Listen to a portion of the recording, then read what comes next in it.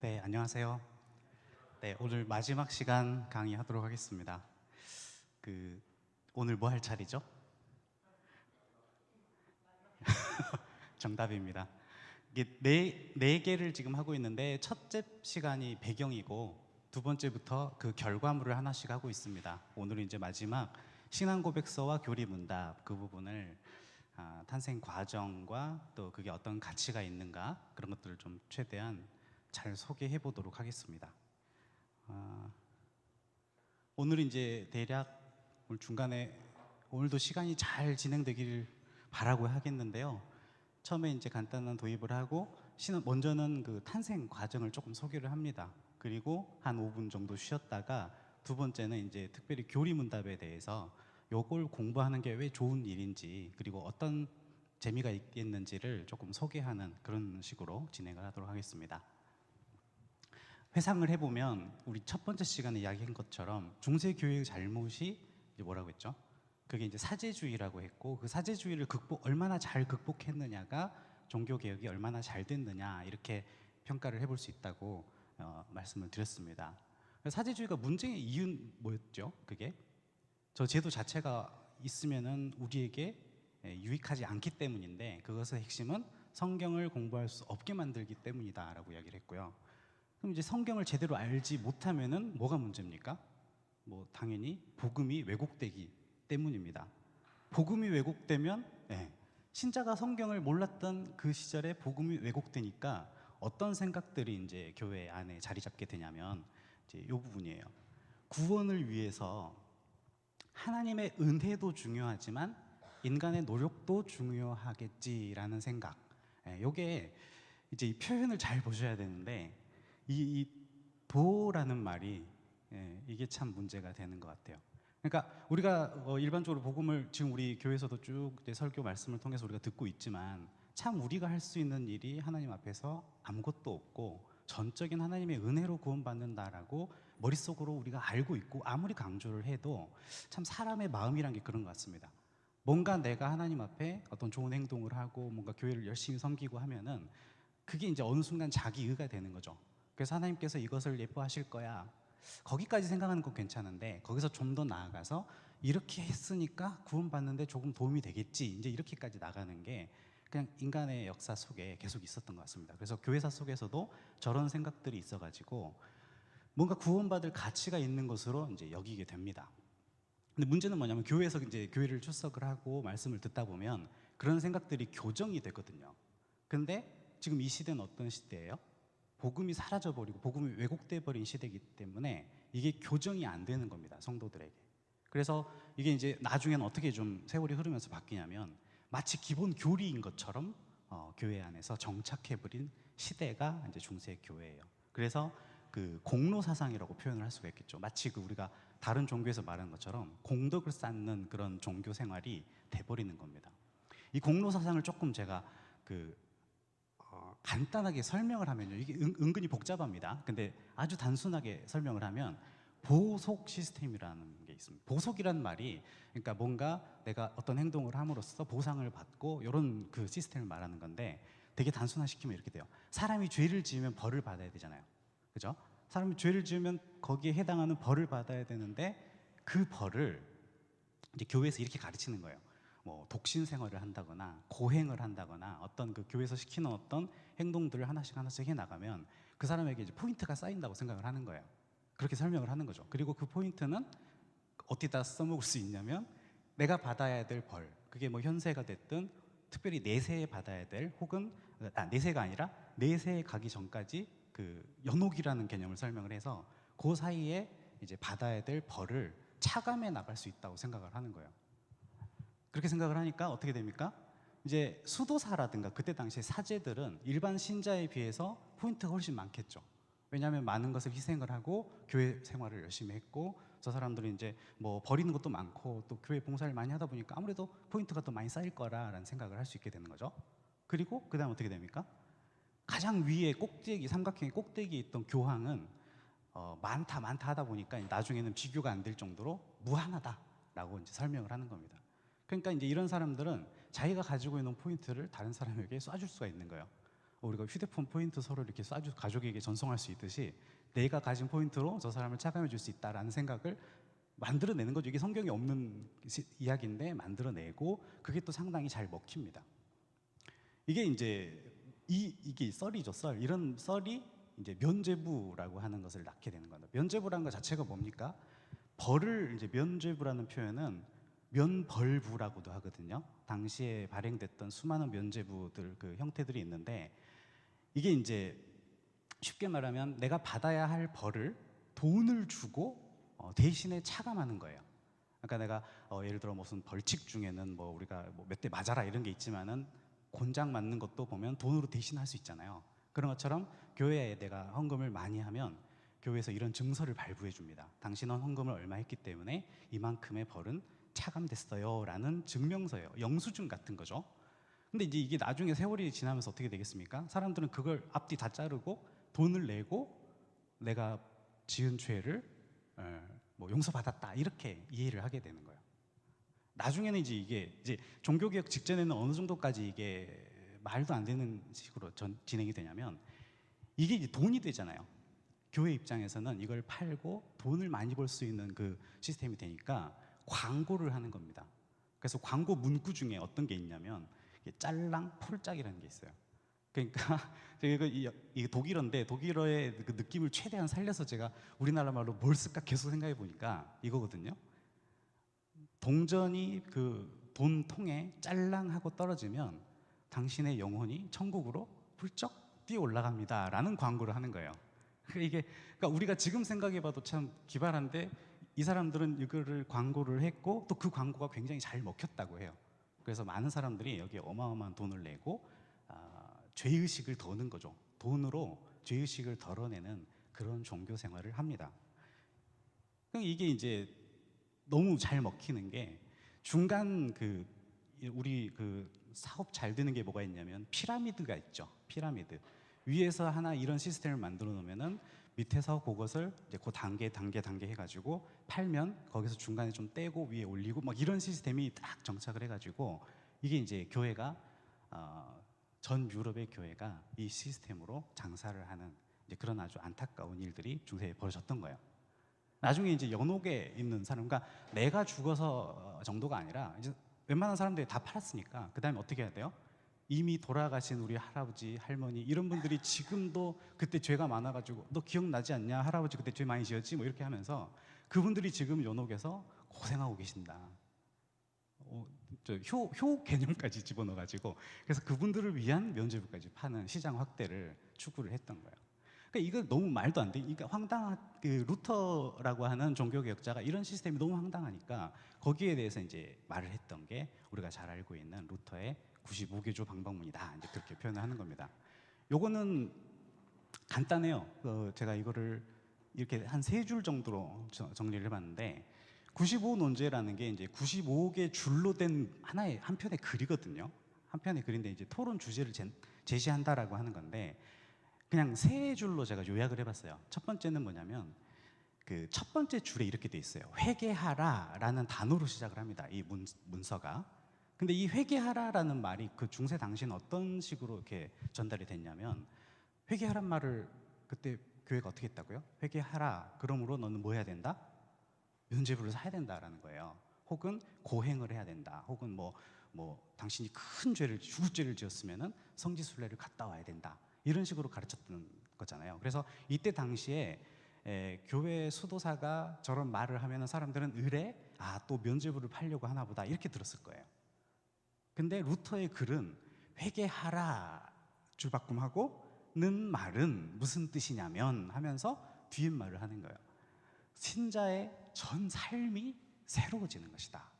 그러니까 돈 주고 뭐 죄를 이렇게 뭐 죄의식을 없애고 이게 중요한 게 아니라 네가 실제로 삶이 바뀌어야 되는 거 아니냐라는 말을 한 거예요. 그 뉘앙스 아시겠어요? 모든 사람들이 돈 내고 죄가 없어질 거라 생각했던 그런 시대에 어떤 사람이 그게 아니지. 실제로 네 행동이 바뀌어야지. 우리 삶이 개혁돼야지라고 하는 말이에요. 너무 당연하고 뻔한 말인데 이게 사람들에게 굉장히 신선하게 들려버린 거예요. 그때가 그런 시대였다는 얘기예요. 그러니까 이 말이 너무 맞으니까 이 말 때문에 사람들이 충격을 받고 드디어 이제 회개하는 사람들이, 그러니까 그 전부터 우리 생각해 보면 우리가 지은 죄를 교회에 돈을 내면 해결된다고 그게 말이 안 되잖아요. 이때 당시 사람들도 그걸 그 정도는 알았을 겁니다. 그런데 그냥 뭐 교회에서 시키니까, 그리고 편하니까 그렇게 굴러가고 있었던 사람들이 깨달은 거죠. 이게 종교개혁의 시작이라고 할 수 있는 루터의 사건이에요. 그러니까 루터의 종교개혁을 잘 분석을 해보면 이게 뭐냐면, 앞에 이제 제가 설명을 약간 줄였지만 성직자 제도가 잘못됐고, 그 성직자 제도 때문에 무슨 문제가 생겼냐? 성경 해석이 잘못됐고, 그로 인해서 구원론이 잘못됐고, 그러니까 이게 교리의 개혁이었다라고 말을 하는 겁니다. 그래서 우리가 제도의 개혁, 교리의 개혁, 뭐 이런 것들이 사실은 다 이렇게 연관이 되고 있다는 것을 알 수가 있습니다. 그다음에 우리가 잘 알고 있는 종교개혁자 하나가 이제 칼뱅인데, 루터에 비해서 칼뱅은 무슨 특징이 있느냐라고 물어보면 사실 좀 할 말이 없어요. 근데 칼뱅 하면 우리가 제일 유명하게 뭐예요? 칼뱅의 예정론, 이런 말 많이 들어봤잖아요, 그죠? 예정론의 핵심은 뭐냐면, 뭐 누가 택할 사람을 뭐 멸망할 사람을 정해놨다, 이런 식의 표현보다도 이렇게 한번 이해를 해보세요. 택자, 하나님께서 선택하신 자의 총수가 있어요. 그 수는 변함이 없어요. 하나님께서 정하신 숫자니까 그 숫자를 가리켜 참된 교회다, 혹은 보이지 않는 교회다라고 말한다는 거예요. 이게 무슨 의미냐면, 우리 예를 들어 우리 교회를 다니는 사람이 많지만 이 중에는 이제 우리 성경에 나온 표현대로 한다면 가라지도 있겠죠. 우리는 알 수 없지만, 끝까지 가봐야 알 수 있겠지만, 우리 눈으로 보이지 않는 하나님께서 택하신 어떤 멤버들이 있는데, 그 사람들이 순수한 의미의 교회이고, 이것은 우리가 볼 수는 없지만 하나님께서 세상 끝까지 보존하실 것이다 라는 믿음이거든요. 그리고 상식적으로 이해할 수 있는 믿음인데, 이게 종교개혁 당시에 사람들에게 엄청난 희망을 줍니다. 왜 희망을 줍니까? 그때 당시 눈에 보이는 교회는 엉망이니까. 그러니까 사람들이 힘들었던 게 뭐냐면, 그때 당시에 이제 너무나도 거대한 시스템이 타락해 가고 있고, 그 속에서 바른 소리를 하는 사람들을 봤는데 막 뭐 파문당하기도 하고 추방당하기도 하고 막 살해당하기도 하고 했던 걸 봤단 말이에요. 그리고 몇몇 종교개혁자들이 활동을 하긴 하는데, 그게 아주 지역적으로 그리고 이제 내가 속해 있는 교회에서 바른 말들을 하면, 루터 책 읽어봤어? 이런 식으로 이야기하면 이제 막 사람들이 무시하고, 이런 것들을 경험했던 사람들 입장에서는 절망할 수 있는 거예요. 왜 하나님께서, 이게 바른 모습인데 왜 교회는 이 모양일까? 혹시 이 세상에 교회는 없는 거 아닐까? 이런 생각을 할 수가 있잖아요. 그런 사람들에게 칼뱅이 예정론을 잘 설명해 주니까 사람들이 무슨 희망이 생기냐면, 지금 눈에 보이는 교회는 지금 현재 이 모양일 수 있겠지만, 그러나 내가 바른 진리를 붙들고 계속 간다면 하나님께서는, 보이지 않는 교회는 하나님께서 직접 보존하실 것이다. 그리고 그 교회는 완전할 것이다 라는 믿음이 있는 거예요. 그러니까 하나의 이상적인 지향점이 생기는 거예요. 그 지향점을 향해서 지금 우리의 교회의 모습은 엉망이지만 우리가 끊임없이 저 이상적인 교회의 모습으로 고쳐 나가야겠다. 그것 자체로도 우리 인생에 의미가 있겠구나라는 생각을 하게 된 겁니다. 그래서 이제 종교개혁이 힘을 받고 이제 탄력을 받도록 해줬다라고 말을 하는 겁니다. 루터와 칼뱅이 이런 식의 종교개혁을 해주고, 특별히 칼뱅의 가치는 뭐가 있냐면 교육에 있는데요. 이런 내용들을 가지고 이제 제네바 시에서 활동을 하면서 설교도 하고 뭐 성경 주석도 쓰고 굉장히 많은 활동을 하셨지만, 이분이 특히 신경 썼던 게 뭐냐면 이제 학교를 만드는 겁니다.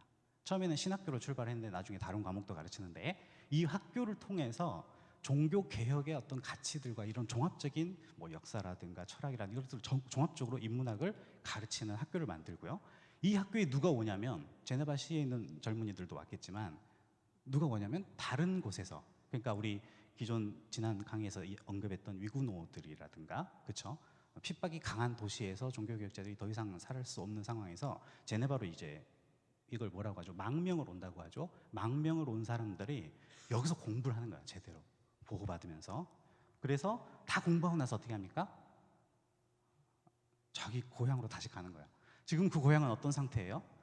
종교개혁자들을 잡아 죽이는 분위기 있는 곳으로 다시 가는 거예요. 그러니까 고향에 자기 성도들을 위해서 목숨을 걸고 다시 돌아갑니다. 그렇게 해서 스위스에서 시작된 이런 내용들이 프랑스, 벨기에, 네덜란드 이렇게 쭉 전달이 되고, 우리가 지금 쭉 공부했던 스코틀랜드까지도 바로 우리 그 스코틀랜드 갔던 종교개혁자 누구죠? 기억나시죠? 예, 그렇죠. 존 녹스 이런 사람들이 여기서 공부를 한 거예요. 그래서 이제 이분들이 갈 때 그럼 뭘 가져가느냐 이거예요. 결과적으로 뭘 공부를 해가지고 간 내용을 그냥 이렇게 털레털레 가지 않습니다. 가가지고 뭐 나 많이 배워갖고 왔는데 지금부터 내 설교를 잘 들어 이런 식으로 되게 막 하지 않고요. 가면 뭘 합니까? 지금 공부한 내용들 철저하게 이렇게 체계화된 그런 내용들을 한 편의 정갈한 문서로 정리를 하는 거예요. 그래야 자기도 헷갈리지 않고 성도들에게도 공유할 수 있는 그런 문서들이 뭐냐? 그게 신앙 고백서와 그 내용을 가르치기 위해 만든 문서들이 교리 문답이라고 하는 겁니다. 그러니까 사실 제가 이제 여러분에게 오늘 들어오시면서 종이 받으셨죠. 그 종이가 뭐냐면 이제 제 내용이 약간 좀 복잡하고 딱딱하고 어렵다고 그래서 청소년을 위해서 썼던 글이 있어요. 여러분을 수준을 무시해서가 아니라 그냥 청소년들에게는 이런 식으로 설명하면 편하겠다 싶어가지고 제가 써봤던 글인데 한번 이제 보시라고 드린 겁니다. 교회가 진리를 보존하고 말씀을 보존하기 위해서 어떤 노력을 했는지 그리고 그 노력이 신앙고백서라고 하는 교리의 형태로 정착이 됐는지에 대한 간단한 설명이니까 집에 가셔서 읽어보시면 좋을 것 같습니다. 그런 게 우리에게 중요한 이유가 뭐겠어요? 그게 있어야 우리가 지난 잘못들을 반복하지 않을 수 있다라는 얘기입니다. 자, 이렇게 해서 도입을 하고 다 오신 것 같아요 이제. 첫 번째로 이제 신앙고백서 교리문답서의 이후의 탄생 과정입니다. 여기서 말하는 신앙고백서 교리문답서 중에 우리가 염두에 둘 건 뭐겠어요? 지금 여기서 말하는 것은 웨스트민스터 신앙고백서와 교리문답을 중점으로 보도록 하겠습니다. 이게 우리가 지금 계속 보고 있는 그 일정표입니다. 앞에서 교회 정치 이야기했고 지난주에 예배 모범 이야기했습니다.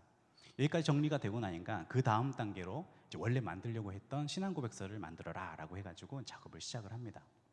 요것은 지금 미리 말씀드리지만 요건 여러분이 직접 판단하시면 될 것 같은데 제가 볼 때는 교회사 전체 교회의 역사 속에서 인간이 만들어낸 문서 중에 가장 최고의 업적이다라고 말할 수도 있을 것 같습니다. 갑 오브 갑이다 그렇게 말할 수가 있습니다. 전체 역사 2000년 역사를 이렇게 여러분 책을 혹시 가지고 계신 분들은 320페이지 정도에 나오는데요. 전체 2000년 역사예요. 글씨가 잘 안 보일 수 있겠는데 그냥 대충 감으로 제가 설명드릴게요. 앞부분이 언제냐면 이제 예수께서 승천하시고 나서 제자들이 이제 초대교회 시절이라고 보시면 됩니다. 초대교회 시절은 요쯤이에요. 그 나눠드린 책에서 설명이 그 종이에도 설명이 되지만 처음에는 예수님의 제자들이 직접 설교하고 직접 가르치고 그렇죠. 그랬던 시절이기 때문에 그때는 이단들이 나오더라도 바로바로 교정이 될 수 있어요. 이단이 옆에서 헛소리를 하면 예수님 제자에게 물어보면 되니까 사도들에게 직접 물어보면 되잖아요. 근데 사도들이 이제 다 돌아가시고 순교하시고 나면 그 다음부터 문제가 되겠죠. 여기서부터는 이제 머리가 아파지기 시작하는 거예요. 그래서 여기 좀 제가 이렇게 약간 색깔을 이렇게 단계별로 해놓은 건 뭐냐면 이게 지금 사도신경이에요. 여러분 사도신경 매주 고백하잖아요. 그게 언제 나온 걸까요? 그게 무엇이며 언제 나온 거예요?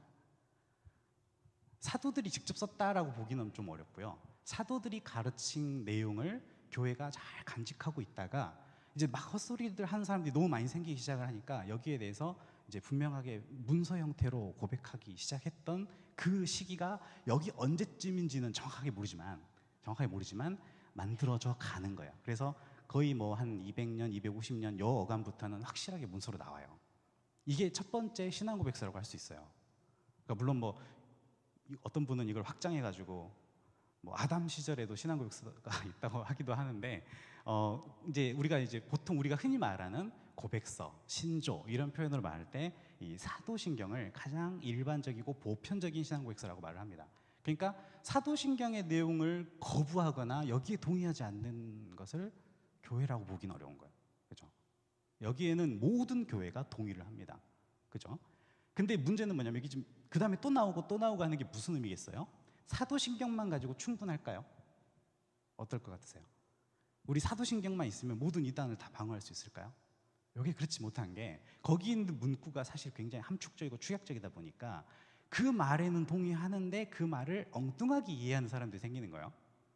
뭐 그럴 수 있겠죠. 예수 그리스도에 대해서 사도신경 뭐라고 되어 있습니까?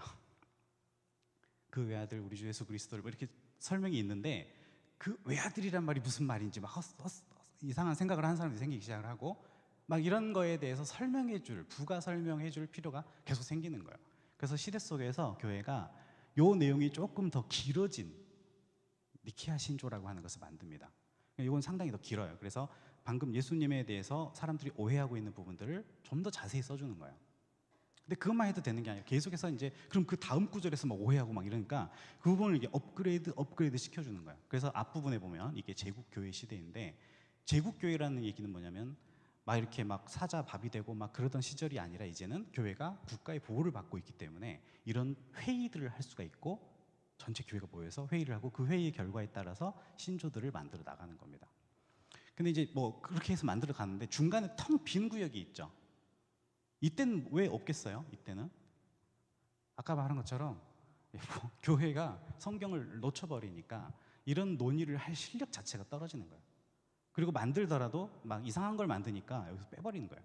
나중에 봤을 때 이런 내용들은 논리적이지도 않고 말도 안 되는 내용들 해가지고 빼버리는. 그래서 우리가 중세 암흑기다라고 표현을 자주 하는데 그게 뭐 문화가 발전하지 못하고 그게 아니에요. 그때 중세 굉장히 많이 발전했습니다. 그러나 진리에 대한 어두움이라고 볼 수 있는 거예요. 진리에 대해서는 상당히 어두운 시절을 겪습니다. 그러고 나서 오른쪽에 뭐가 있습니까? 종교개혁 시대가 되니까 수많은 신앙 고백서들이 우후죽순 나타나는 거예요. 그러니까 성도들이 복음이 회복되고 성경을 직접 보고 공부하고 이런 분위기가 만들어지니까 그 내용에 대해서 기존에 잘못했던 내용들과 좀 더 업그레이드 해야 될 내용들을 만들어 나가는 겁니다. 이 부분을 이제 확대를 하면 아주 복잡한 그림이 나오는데, 여러분이 여기 있는 신앙 고백서들을 다 알 필요는 뭐 사실 없고 뭐 그럴 수도 없을 것 같아요. 우리 인생이 짧아가지고. 그런데 이 중에 이제 중요한 몇 가지들을 이제 짚어서 공부해 나가는 거예요. 그래야 되는. 이제 일단 보시면 크게 루터파, 아까 처음에 이야기했던 루터파가 있고 중간에 이제 대륙 쪽에 뭐 칼뱅파가 있고 막 이렇게 복잡하게 있는데 이걸 다 아실 필요는 없고 여러분 여기서 뭘 보셔야 되냐면요. 그림을 딱 보세요. 모양을 보세요. 어떤 내용이 쭉 가는 게 있고요. 중간에 단절된 게 있어요. 이게 무슨 차이일까요? 이게 지금 연표니까 어떻습니까? 쭉 가는 건 뭐예요? 지금도 읽히고 지금도 가치 있고 지금까지도 잘 활용되고 있는 내용들을 말한다는 거고요. 중간에 이렇게 단절되고 새로운 게 등장을 하죠. 이건 뭘 말할까요?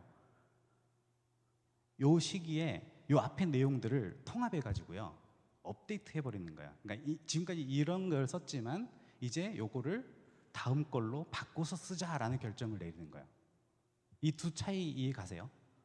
네, 그런 식으로 이렇게 쭉 업그레이드와 업데이트 역사를 거쳐오는 게 신앙 고백서의 역사라고 할 수 있는데, 우리가 오늘 봐야 될 게 뭐냐면 웨스트민스터 신앙 고백서예요. 이게 지금 여기 있는 거예요. 상당히 신식, 거의 최신 버전이라고 할 수 있어요. 얘는 영국 쪽에서 만들어진 수많은 신앙 고백서들이 있는데 이 내용들을 업데이트 하다가 이때 와서 무슨 일이 벌어집니까? 우리 그 배경 역사 공부했잖아요. 스코틀랜드 거랑 잉글랜드 거랑 아일랜드 것을 통합하는 거예요. 그래가지고 웨스트민스터 신앙 고백서를 만들었어요. 첫 번째 강의 기억나세요? 그때 이런 내용을 만들었잖아요. 여기서 잉글랜드 쪽은 다시 잠깐 끊겼다가 다시 시작되죠. 저게 뭘 의미하겠어요? 잉글랜드의 왕정 복고가 돼가지고 다시 웨스트민스터 신앙 고백서를 하기로 약속을 해놓고 이 사람들은 다시 돌아가 버린 거죠. 그죠? 이런 내용들을 지금 보여드리는 거고, 이 중에 웨스트민스터 신앙 고백서가 무슨 가치를 가지고 있냐 했을 때는 기존에 있는 수많은 내용들의 장점들을 계승해가지고 뭐 시기적으로도 최신 버전이기도 하고요. 또 만들 때 애초에 이런 것들을 잘 참고해서 가장 좋은 걸 만들어보자라는 그런 이제 미션대로 추진을 했던 겁니다. 그래서 총회에서는 이제 신앙고에서 작성을 하는데, 이제 총회는 원래 어떤 곳이었냐면 잉글랜드 쪽이었기 때문에 잉글랜드의 기존에 있던 그 신앙고백서를 개정하는 작업을 하고 있다가 나중에 어떻게 됩니까? 그 전쟁 문제로 스코틀랜드랑 통합이 돼가지고요 같이 총회를 하기로 하고, 그래서 이 스코틀랜드 대표들도 참여하는 형태로 바뀝니다. 그러니까 신앙고백서를 기존의 잉글랜드 것을 고치자가 아니고 완전히 새로 만들자라고 이제 미션이 바뀌는 거예요. 그렇게 해서 이 사람들이 작업을 합니다. 작업을 할 때는 이미 그 전에 교회 정치랑 예배 모범이 끝났잖아요. 심지어 권징조례 쪽도 상당히 작업이 끝났습니다. 이 내용들을 고백서에 반영하는 형태로 만들기 때문에 그래서 이게 최고로 잘 만들어지고 잘 정리가 된 거라고 하는 거예요. 전체 내용은 흐름이 이렇게 돼 있어요. 대충 보시면 총 33장으로 돼 있고요. 이런 내용들이 지금 소제목들만 제가 뽑아놨는데 대략 보면 맨 앞에 성경에 대한 게 있어요. 그러니까 성경이 전체 우리의 어떤 신앙의 이런 모든 교리의 근본이라고 하는 것을 분명히 명시를 하고, 그 성경 중에도 다른 외경은 보지 말고 철저하게 66권만 보자라는 것들 여기서 정리를 해줍니다. 그 다음에 2번부터 18번까지 정도가 우리가 흔히 말하는 교리라고 하는 내용들, 우리가 교리라고 했을 때 머릿속에 연상되는 그런 내용들을 쭉 설명을 해주는 거예요. 뭐 창조라든가 구원이라든가 뭐 칭의, 양자, 성화 이런 내용들을 쭉 설명을 해주는 거예요. 그리고 오른쪽에 가보면 이제 하나님의 율법에 대한 언급이 나오고 나서 그 다음에 이 정도까지는 특징이 뭐냐면 성도의 삶에 대한 부분, 우리 신앙인의 삶에 대한 부분에 굉장히 관심이 많다라고 하는 것을 볼 수가 있어요. 다른 신앙 고백서들은 이쪽이 포인트가 있는데, 웨스트민스터 신앙 고백서 정도 되면은 뭐가 있냐면 이제 많이 업그레이드 했다고 했잖아요. 그래서 교리가 한 삶과 교리가 따로 떨어진 게 아니라 우리 인생의 문제이고 우리 삶의 문제이고 교회의 문제라는 것을, 그리고 국가 간의 관계의 문제라는 것을 굉장히 강조하는 문구들이 이렇게 나오는 거예요. 네, 이게 이제 특징이에요. 그리고 이제 쭉 진행이 돼서 최후 심판까지 진행이 되는 겁니다. 특별히 이 부분이 이제 관심이 있고 이 부분이 논쟁이 많았던 부분입니다. 신앙 고백서를 만드는 일지인데요. 이걸 제가 굳이 보여드리는 이유 한번 보십시오. 파란만장했습니다. 보면 거의 연도가 45년에 출발해서 48년에 끝나요. 무슨 문서 하나를 만드는데 몇 년씩 걸립니다. 처음에 시작이 돼가지고 했던 게 45년 5월 정도에 이제 구성이 돼서 시작을 합니다. 그런데 중간에 뭘 계속 허송 세월을 보내죠. 한 1년 정도를 그냥 날려요. 이유는 뭐냐면 여기에 대해서 이제 기존의 앞부분에 아까 그 일정표를 보면은 하여튼 뭐 다른 거 하느라고, 뭐 다른 거 작업을 하고 견증조를 갖고 싸우느라고 이 부분에서 좀 허송 세월이 들어갑니다. 그리고 그 이후회가 빨리 안 만들고 뭐해 이러면서 자기들 때문에 늦어졌었는데 빨리 안 만들고 뭐해 해가지고 열심히 만듭니다. 그래서 2달 뒤에 절반을 만들고 두 달 뒤에 다 만들어서 넘겨요. 근데 여기서 여러분 뭘 보셔야 되냐면 의회에서 이 만든 문서에 대해서 500부만 인쇄하라라는 명령을 내려요. 이게 어떤 의미냐면요, 그때 당시에 국회의원 숫자가 600명 정도 돼요. 그러면 500부만 찍어라, 이건 무슨 말일 것 같으세요? 굉장히 이게 적극적으로 밀지 않는 것 같아요. 굉장히 제한적으로 지금 사람들에게 풀고 있어요. 그리고 증거 성경 구절이 빠져 있으니까 이걸 집어넣어라라고 명령을 내립니다. 총회는 제가 첫 시간에 이야기했는지 모르겠는데 증거 성경 구절을 원래 뺐습니다. 저게 그렇게 특별히 이 전체 시스템에 중요하지 않다라고 판단했기 때문에 총회에서 판단해서 뺐는데 의회에서 이거 있어야지라고 시키는 거예요. 그러니까 약간 좀 방해하는 듯한 느낌을 좀 받았고요. 그 이후에 쭉 작업을 해서 다 만들어서 제출을 하니까 이번에는 600부 겨우 이제 국회의원 숫자 맞춰서 찍는 거죠. 그렇게 작업을 하는 것을 볼 수가 있고요. 그러나 이제 그 다음부터 계속 검토를 또 다시 시키고 해가지고 1년이 지난 뒤에야 그리고 또 몇 달 더 지나야 채택이 됩니다. 근데 이 채택도 그냥 된 게 아니라 어떻게 되냐면 교회 정치란 권징 부분에서 우리 2번째 강의 때 설명드렸죠. 의회가 계속 이걸 마음에 들지 않아 합니다. 그 내용을 그래서 이제 바꿔버리고 막 했던 게 있잖아요. 신앙 고백서를 만들 때 이 부분도 반영을 시키는 거예요. 그래서 우리가 지금 사실 신앙 고백서를 많이 익숙하게 보는 사람이라면은 이제 저것만 봐도 알겠지만 우리는 지금 잘 모르는 상황이라고 쳐도 뭐가 있냐면 교회의 권징 부분을 빼버리는 거예요. 자, 이거는 굉장히 중요한 문제였죠. 우리 에라스티안 논쟁 기억 혹시 나시는지 모르겠는데, 그죠? 교회가 교회 당회에서 치리권을 가지고 있어야 된다라는 부분들을 의회에서 빼버립니다. 그것은 의회 거다라고 가져가는 거고요. 그 다음에 대회 총회 이런 내용들이 뭡니까? 노회의 중요성, 그 부분을 문제 삼았었죠. 독립파에서. 그 부분도 신앙고에 있어서 빼버리고, 그 다음에 국가와의 관계에 있어서도 내용을 수정을 합니다. 그리고 뭐 결혼과 이혼 이런 문제도 굉장히 구체적이고 우리 신앙의 삶에 관련된 부분들에 있어서 의회가 자기들 판단으로 이 내용을 수정해가지고 통과시키는 일들을 계속 벌이는 거예요. 그러니까 이런 것들을 보면서 좀 계속 자세히 보면 볼수록 안타까운 거예요. 총회가 좋은 문서를 만들었는데 정치적인 이유로 이걸 자꾸 바뀌는 모습들을 계속 봅니다. 결국 어떻게 되느냐? 잉글랜드 의회는 최종적으로 통과된 문서를 법으로 통과시키고 실제로 행정명령을 때려가지고 전국에 보급을 시켜야 되는데 그걸 하지 않습니다. 그러니까 총회에서 뭔가 문서가 통과됐는데 실제 법안으로 발효가 안 되는 그런 형태가 되고 방치됩니다. 한 10년 정도 방치돼 버려요. 그러니까 10년쯤 됐을 때 이제 젊은 목사님들이 우리 예전에 선배들이 만든 거 왜 안 써요? 하면서 다시 이걸 출판하는 사업들도 다시 벌이고 막 하는데 그러고 2년 있다가 왕정 복구가 돼버려가지고 이분들의 노력 자체도 물거품이 되는 거예요. 그래서 모든 법안과 함께 다 통한 무효법 통과됐던 거고, 반면에 스코틀랜드는 어떻습니까? 아까 그걸 총회에서 만들어서 원안을 이렇게 제출했을 때 잉글랜드 의회에도 내지만 스코틀랜드 의회에도 내요. 그 내용은 그 다음 달에 바로 통과시킵니다. 그래서 이 사람들은 스코틀랜드에서는 이게 정식 문서로 만들어지고 전체 전국의 행정명령으로 이제 이걸 시행하라라고 퍼져요. 요게 이 문서로 남아 있어가지고 오늘날 우리가 총회 당시의 원본을 볼 수 있게 되는 거예요. 그러니까 우리가 만약에 스코틀랜드 총회에서도 이거를 뭐 미적미적 한다거나 이렇게 하지 않았으면은 아마 이 기간에 그냥 흐지부지 다 사라져 버렸을 수도 있겠다는 생각이 들어요. 그러니까 어렵게 만들어진 거예요. 신앙고백서를 대하는 오늘날 우리의 자세를 돌아보면요, 이런 말을 하는 분들이 있어요. 신앙고백서가 의회를 가까스로 통과했으니까 뭔가 부족함이 많았나 보다. 어떻습니까? 역사를 드러난 결과만 보면은 저렇게 판단할 수 있어요. 그죠?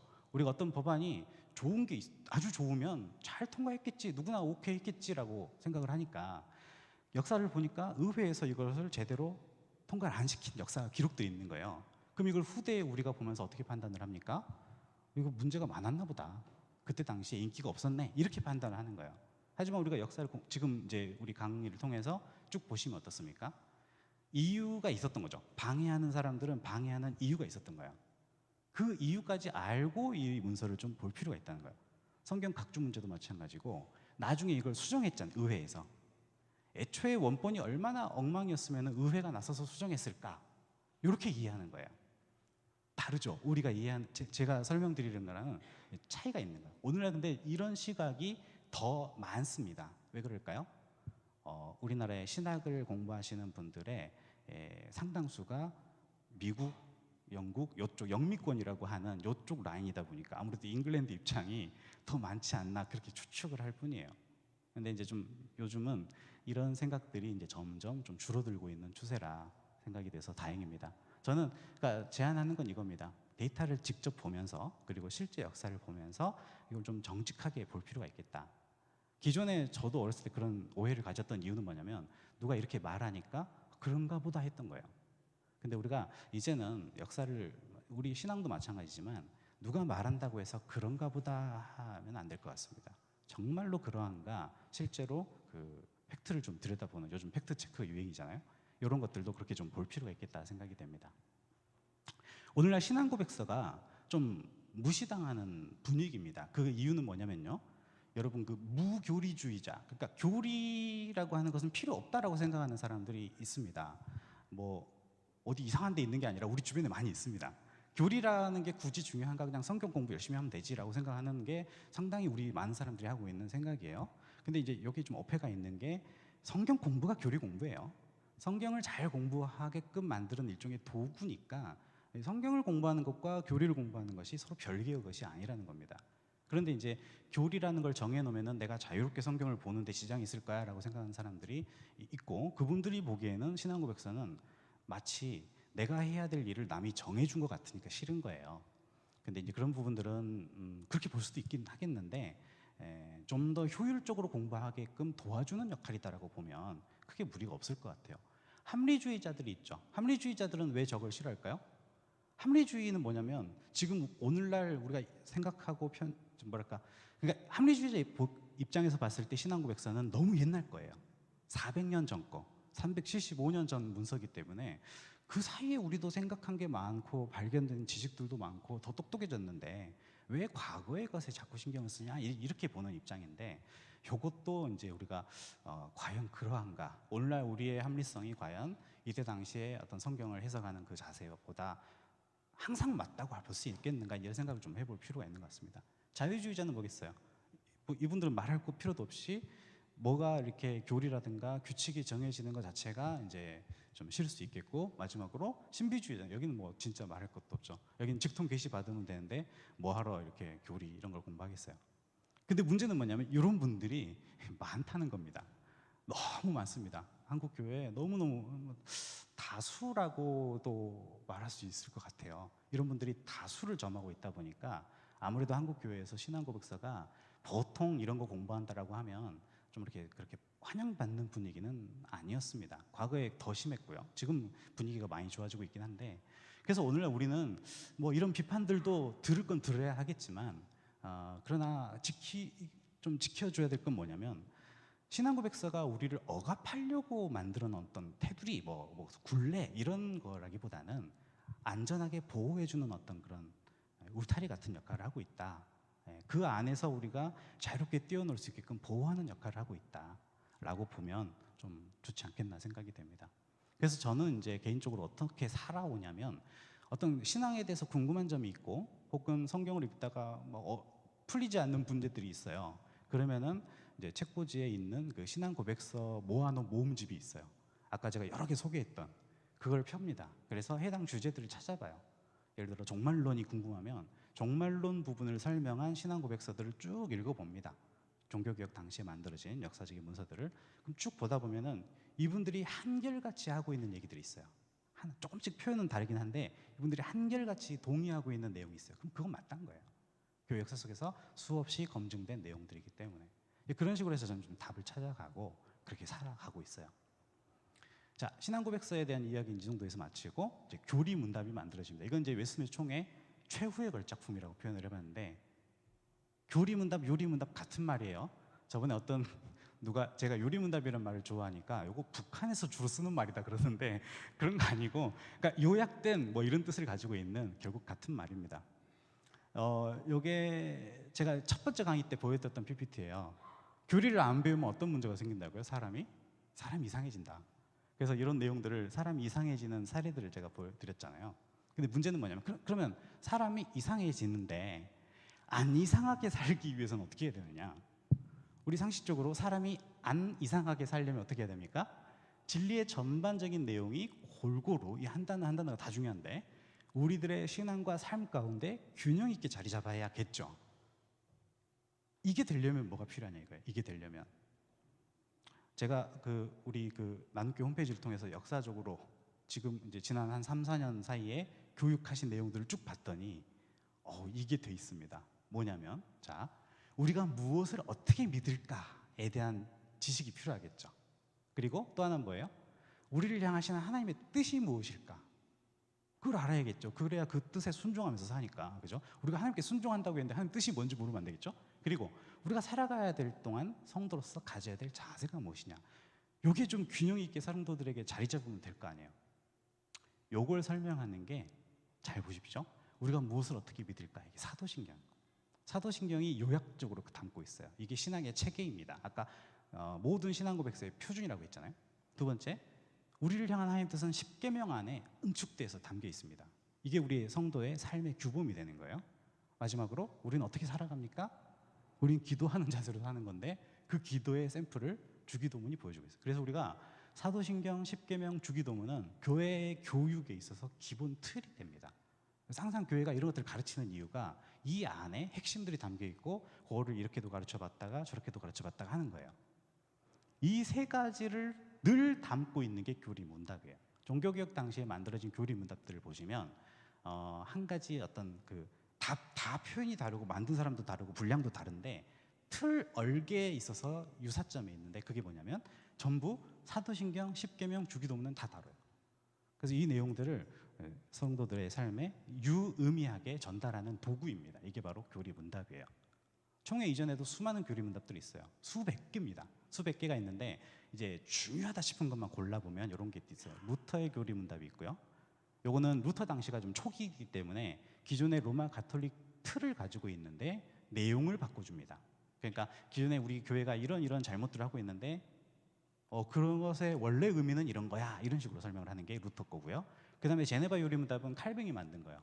이분의 특징은 뭐냐면 이때 짠 그 틀이 그 이후에 나오는 모든 교리 문답에 일종의 그 포맷, 응용할 수 있는 어떤 뭐랄까, 정말 모범이 된다고나 할까, 그런 틀을 가지고 있어요. 그 밖에도 수백 개가 있고 세월이 지나서 이제 하이델베르크 교리 문답이라는 게 만들어지는데 이게 전 유럽에서 다 이렇게 짝 먹습니다. 그러니까 이웃 도시에서 예를 들어 우리가 여기가 서울이면 서울 옆에 뭐 인천이나 뭐 저 밑에 부산이나 이런 데서도 교리문답을 만들어요. 근데 서로 이제 비교해 보는 거죠. 서로 비교해 봐서 인천 것이 더 좋아요. 그럼 어떻게 할까요? 서울 사람들이 자기들이 만든 걸 버려요. 버리고 인천 것을 갖다 씁니다. 그러니까 이런 자세들이 참 필요한데 계속 제가 지금 이 강의를 통해서 종교개혁자들의 자세를 좀 웬만하면 소개하려고 노력하고 있는데 내가 만든 것보다 더 좋다라고 싶은 게 분명히 드러나면요 내 걸 버리고 그걸 쓸 수 있는 자세가 있어요, 이 사람들은. 그러니까 어떻게 되겠어요? 점점 이제 하나가 정말 좋은 게 다른 도시들 오델로 게임처럼 엎치락뒤치락 하면서 더 좋은 걸 더 많은 도시들이 채택하기 시작을 하는 거예요. 그래서 하이델베르크 교리문답은 하이델베르크라고 하는 도시에서 만든 건데 전 유럽의 표준 교리문답서가 됩니다. 그게 16세기 중반까지의 일이에요. 그리고 17세기부터는 이제 사람들이 이제 교리 교육 방법론이라든가 이런 것들이 발전이 됩니다. 그래서 나중에 좀 보겠지만 더 체계적이고 더 똘똘한 교리문답이 필요해져요. 그래서 이 부분도 존중을 하지만 하나 더 만들어야겠다라는 생각을 하게 됩니다. 그게 이제 영국 쪽에서 일어난 사건이에요. 당시 상황은 근데 좋지 않죠. 우리 기억나죠? 이 찰스 1세의 비선 실세였던 윌리엄 로드가 이제 로마 가톨릭식의 교리를 자꾸 집어넣으려고 하던 중이에요, 지금.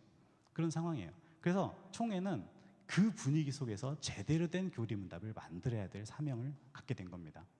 이게 이제 마지막 때 여기까지 다 만들고 마지막 이거 굉장히 길어요, 이때가. 제작 순서는 이렇게 됩니다. 신앙고백서를 먼저 만들었죠, 아까. 그러면 신앙고백서를 만들고 이 신앙고백서의 문구를 참조해서 교리문답을 만들어요. 근데 교리문답이 두 개예요. 여기 보시면 대자가 있고 소자가 있어요. 여러분 그래서 소요리문답, 대요리문답 이렇게 표현하는 게 뭐냐면 뭐 소요리문답 그러니까 뭐 비프 계통이라고 생각하시면 안 되고 이게 짧다라는 얘기인데 짧은 이유는 뭐냐면 아이들이 암기하기 좋으라고. 처음에 이 앞쪽에 여기서 여기까지 무슨 논쟁을 하냐면요. 교리문답을 만드는 사람들이 이렇게 모여가지고 교리문답 안에 이런 내용도 담읍시다, 저런 내용도 담읍시다 이렇게 막 이제 하잖아요. 토론을 하는 중인데 막 고민이 되는 게 뭐냐면 넣고 싶은 내용이 너무 많은 거예요. 근데 많이 쓰면은 무슨 문제가 있습니까? 막 더 복잡하고 애들이 외우기 너무 골치 아픈 거예요. 그래서 줄이자, 느리자 가지고 막 처음에 했던 거예요.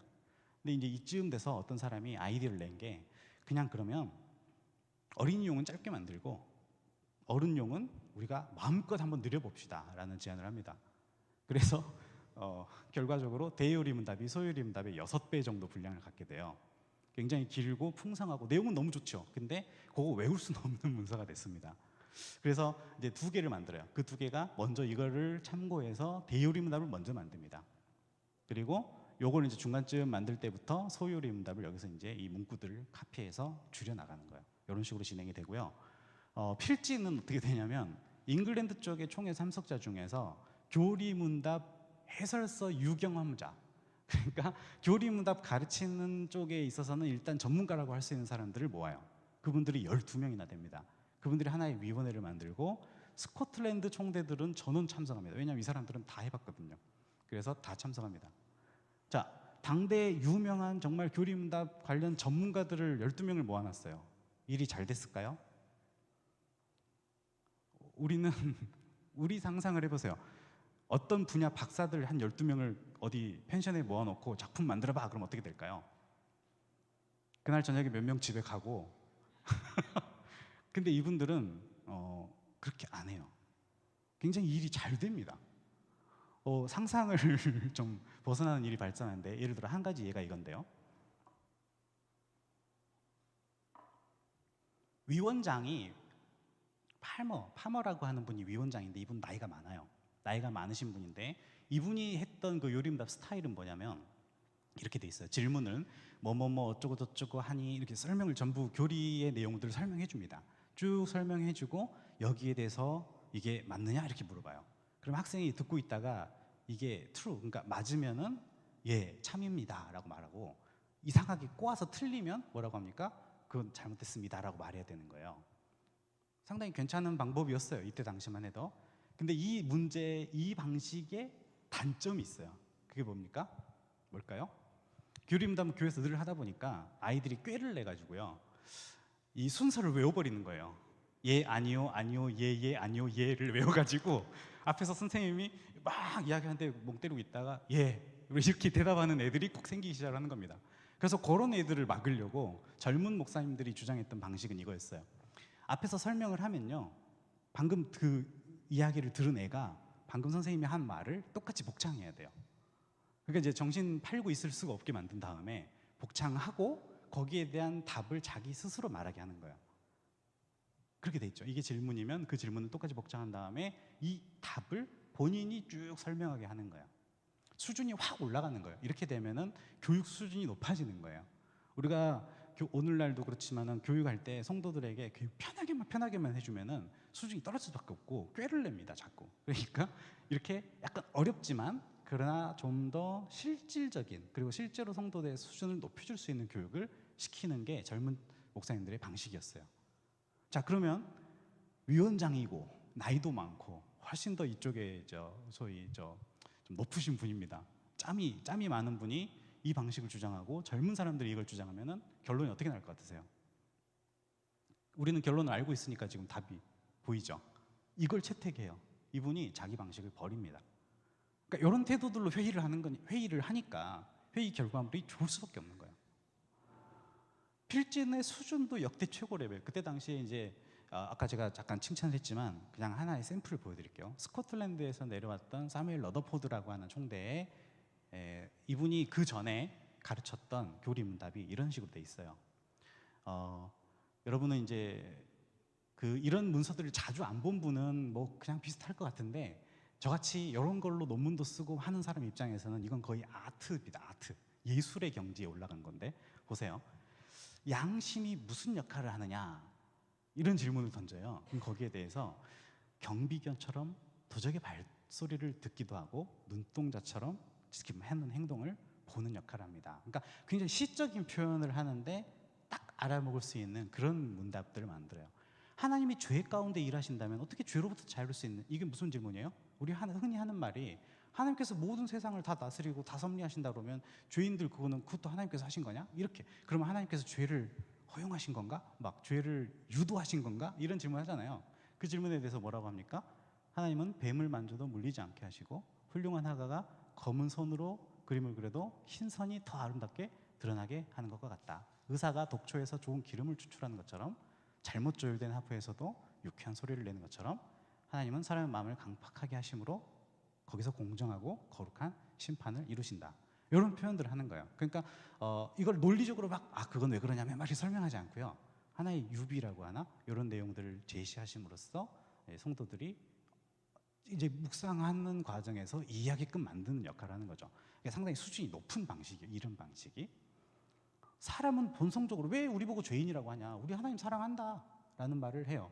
거기에 대해서 뭐라고 말합니까? 촌철살인을 하는데, 말이 여행을 하는데 도움을 주니까 말을 사랑하듯이 사람은 어떻다는 거예요? 하나님을 지 필요하니까 사랑하는 거다. 이렇게 딱 찍어주는 거예요. 자기 필요 때문에 하나님께 안주하는 거지 순수하게 사랑하는 게 아니다. 또 예를 들어 택자는 믿기도 전에 이미 죄로부터 해방된 겁니다. 이 말이 왜 나오냐면, 예종론을 잘못 이해하는 사람들이 뭐라고 이해합니까? 하나님께서 택하셨다면 얘는 무슨 짓을 해도 구원받는다, 이렇게 이해하는 사람들이 있어요. 그러니까 거기에 대해서 무슨 반대 질문이 나옵니까? 그런 식으로 되면은 그럼 믿기도 전에 이미 의로워졌다라고 하면 좀 이해가 안 간다라고 하는 거예요. 그럼 아이 때 그 어떤 상태냐라는 질문에 대해서 뭐라고 합니까? 그렇다. 이유가 뭐냐? 백작의 아들이 태어난 그 첫날에 이미 백작의 유산을 받을 수 있는 권한을 갖잖아요. 소유권을 받는 것처럼. 그런데 아직 걔는 그걸 모르죠. 그리고 주권도 행사하지 못하는 것처럼 택함 받은 자들도 그런 상태에 있는 것이다 라는 설명을 해주는 거예요. 그러니까 이런 설명들이 교리 문답이라고 보기엔 좀 복잡해 보이지만, 이제 스코틀랜드 쪽의 교육 수준은 여기까지 올라가 있었다라고 보시면 되는 거예요. 이런 사람들이 모여가지고 요리 문답을 만드는 겁니다. 이게 이제 대략의 연표예요. 46년부터 시작했는데 처음에는 헷갈렸다고 그랬죠. 긴 거 만들까 짧은 거 만들까 이렇게 헷갈리다가 딱 바인즈라는 사람이 2개로 가자 해가지고 먼저 대자 만들고 그 다음에 소자 만들어서 의회에 냅니다. 의회는 아니나 다를까 방해를 합니다. 그걸 받아주는 게 아니라 다시 이제 돌려보냅니다. 그래서 다시 해와. 증거 선결 구절 만들어 와. 총회는 한번 해봤기 때문에 이미 준비하고 있습니다. 그래가지고 바로 만들어서 제출을 합니다. 제출하니까 어떻게 합니까? 이렇게 빨리 갖고 올 줄 모른 거예요. 그래서 어떻게 합니까? 방치해버린다. 예, 방치. 그렇게 하다가 결국 어떻게 됩니까? 채택은 해주는데, 어쩔 수 없이 채택은 해주는데 대요리문답은 끝까지 반대합니다. 왜냐하면 거기에는 굉장히 구체적인 삶의 적용들이 있거든요. 그러니까 이런 내용들을 내가 받아들였다가는 자기가 찔리는 거죠. 그런 일들이 생깁니다.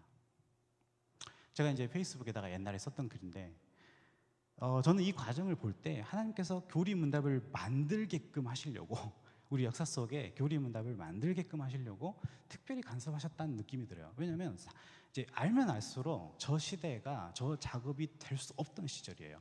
우리 그 일정표 상에서 보면 마지막에 끝에 있던 부분인데 그때 이미 전쟁이 끝났어요.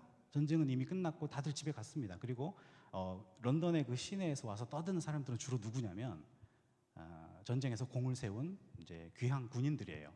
이런들 와가지고 월급 내놔. 그리고 내가 이렇게 고생하고 특히 뭐 다친 사람도 있고 그럴 거 아닙니까?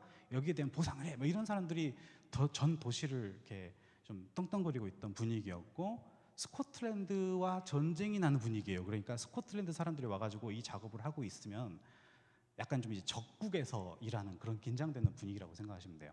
요즘 뭐 우리 남북 관계 좋아졌지만 그 판문점 분위기를 생각하시면 됩니다. 그런 곳에서 일하는 사람의 마음이다 생각하시면 되는데, 게다가 또 그러니까 저는 이 과정을 통해서 봤을 때 이분들이 여기서 다른 거 생각하지 않은 것 같아요.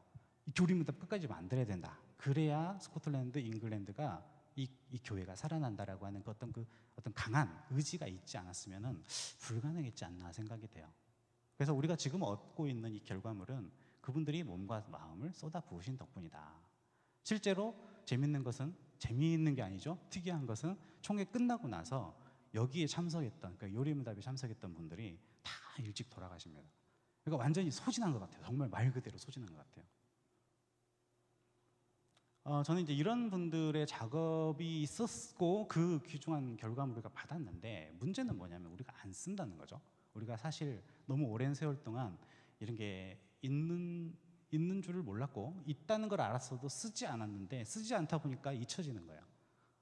그리고 첫 시간에 제가 말씀드린 것처럼 이 안 쓰는 세월이 너무 오래되다 보니까 이제는 다시 이게 중요하다는 것을 인식을 해도 어떻게 공부할 줄을 모르는 게 현재 우리 형편인 것 같습니다. 다행히 여러분 그 소요리문답 이런 말은 들어보셨단 말이에요. 교회를 다니다 보면 저거는 알긴 압니다. 그 이유는 뭐냐면 저게 워낙 잘 만든 문서다 보니까 영국, 미국 쪽에서도 썼어요, 이걸. 너무 아까우니까. 근데 단점은 뭐냐면 이게 18세기, 19세기, 특히 19세기에 어떤 문제가 생기냐면 너무 냉랭한 청교도들에 대한 이미지 중에 냉철하고 냉혈한이라는 이야기까지 들을 정도로 자기 법만 중시하고 성도들의 사랑이 없고 막 이런 비판들이 좀 있었어요. 근데 그분들이 이걸 막 가르치니까 사람들이 그런 사람이 싫다 보니까 그들이 가르치는 교리문답까지 싫어하는 그런 분위기가 19세기 미국을 중심으로 확 퍼집니다. 그래서 19세기에 만들어진 그 문학 작품들 보면 거기서 이렇게 교회를 까는데 보면 그 표현들에 보면 항상 청교도들이 등장을 합니다. 그래서 성도들을 이해하지 못하고 사랑에 대한 감각보다는 하나님의 법만 강조하고 공의만 강조하고 그런 분위기들이 막 나오고, 교리문답도 어떻게 가르치냐면 교리문답을 만드는 과정에서 그 교회에 대한 사랑을 담아서 만든 문구들이 있어요. 이따 보여드릴 텐데 그런 그 정말 사랑스러운 그 문구들을 그 의미를 담아서 그 가치를 담아서 가르쳐야 되는데 이거 옳아 틀려 요것만 가르치는, 가치와 정신은 사라지고 선언만 남아버리는 이런 형태가 상당히 오랫동안 지속이 됐던 것 같습니다. 이러한 현실을 극복하고자 하나의 책이 한국에서 태어났는데 남교회 조영기 목사님 강력 추천하는 책입니다. 이제 이게 왜 이 페이지를 만들었냐면 그 얘기를 하려고 했던 거예요. 이거 말고요. 그 지난주에 이제 장로님 이야기하셨는데 제가 이제 요 책을 쓰고 나서 한 7년쯤 됐어요 지금. 근데 이제 그 지난번 제 첫 번째 강의 시간에 말씀드렸는데 우리가 이 내용을 100년 전에 받아가지고 우리 걸로 삼았는데 제대로 못 써먹고 있다가 이제야 좀 이제 막 이런 공부들을 하고 다시 이거를 다시 뭐랄까 다시 되살리는 노력들을 하고 있는데, 최근에 이제 저희가 영어로 저걸 번역을 했어요. 영어로 번역한 이유는 영국, 미국 보라고 했다기보다는 선교지에 좀 가지고 가고 싶어가지고, 그러니까 우리가 받은 게 있는데 그 받은 것보다 더 못한 걸 가지고 나갈 수는 없는 거 아니냐라는 생각이 들어서 이 작업을 좀 해가지고 영문판을 좀 작업을 했습니다. 자, 뭐 그렇고요. 일단 신앙고백서를 잘 만들기 위해서 만든 것이 교리문답이고요. 그래서 이 교리문답은 여러분이 보신 분들은 아시겠지만 단어가 되게 쉽습니다. 중학생 단어로 돼 있어요. 그래서 영어도 중학생 단어로 돼 있고, 이걸 번역하면서 좀 어려워지긴 했는데 어쨌든 신앙고백서에 비하면은 대요리문답은 훨씬 쉽고요. 대요리문답에 비하면은 소요리문답은 훨씬 쉽습니다. 이 말은 어떻게 우리가 이해하면 되냐면, 우리가 오늘날 이런 내용들을 공부할 때 뭐부터 해야 될까요? 교회 정치, 예배 모범, 신앙고백서, 대요리문답, 소요리문답 이런 게 있어요. 역순으로 가면 돼요. 소요리문답도 공부하고 거기에 대해 익숙해지면은 대요리문답 공부하고 그 다음에 나머지 것들 공부하고 이런 식으로 가면 됩니다. 순서를 이제 제시해 드리는 것은 현재 우리의 상태가, 소요리문답은 아까 누구 대상이냐면 초신자와 어린이 대상이에요. 근데 현재 우리 한국의 성도들의 대부분은 바로 그 초신자와 어린이 상태다. 그래서 이거 먼저 공부하고 그 다음에는 우리가 사실은 대요리문답까지도 언젠가는 공부를 하면 좋겠다는 생각이 들어요. 여기서 한 5분 쉬고 우리 제가 이따 불러드리겠습니다. 한 7분 정도 쉬면 될 것 같습니다. 쉬었다가 나머지 내용 계속 하도록 하겠습니다.